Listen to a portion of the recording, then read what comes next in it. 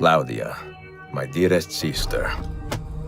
I have been in Acre a week now, safe and in high spirits, but prepared for the worst.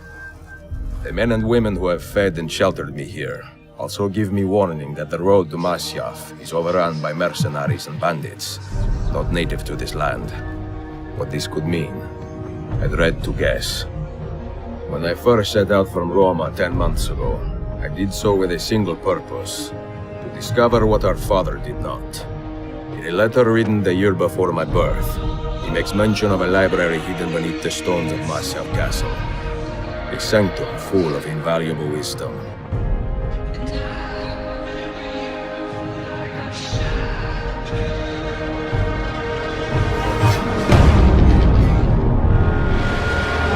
What will I find when I arrive there? Who will greet me? A host of eager Templars, as I fear most strongly.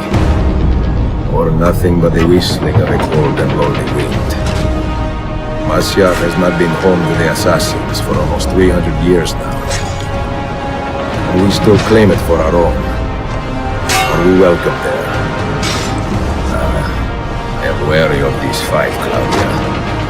Not because I am tired, but because our struggle seems to move in one direction only, towards chaos.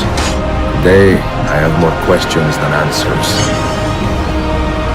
This is why I've come so far, to find clarity, to find the wisdom left behind by the great Altair, so that I may better understand the purpose of our fight, and my place in it.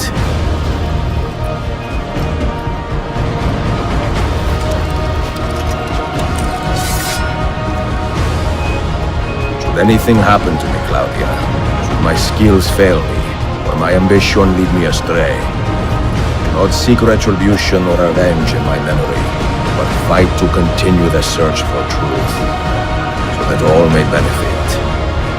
My story is one of many thousands.